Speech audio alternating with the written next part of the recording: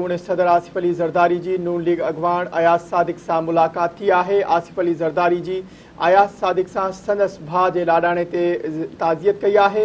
अल्लाह ताला मरहूम के जन्नत में आला मकाम ऐं वारसनि खे सब्र अता फरमाए। आसिफ अली ज़रदारी जो इहो चवणु आहे। मुलाक़ात बाबति तव्हांखे आगाह कई पिया। अगूणे सदर आसिफ अली ज़रदारी जी नून लीग अगवान अयाज सादिक सां मुलाक़ात थी है। आसिफ अली ज़रदारी जी अयाज सादिक सां संदसि भाउ जे लाॾाणे ते ताज़ियत कई वई। अल्लाह ताला मरहूम के जन्नत में आला मुकाम ऐं वारसनि खे सब्र अता फरमाए। आसिफ अली ज़रदारी जो चवणु आहे। मुलाक़ात बाबति तव्हांखे आगाह कई पिया। अगूणे सदर आसिफ अली ज़रदारी जी नून लीग अगवान अयाज सादिक सां मुलाक़ात थी है।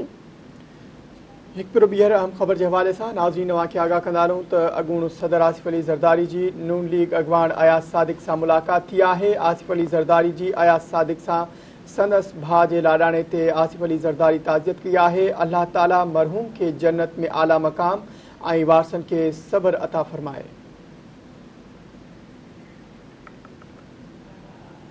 एक बार ॿीहर अहम ख़बर के हवाले से नाज़रीन तव्हांखे आगाह कंदा रहूं त अगूणे सदर आसिफ अली ज़रदारी जी नून लीग अगवान अयाज सादिक सां मुलाक़ात थी है। आसिफ अली ज़रदारी अयाज सादिक सां संदसि भाउ जे लाॾाणे ते ताज़ियत कई है।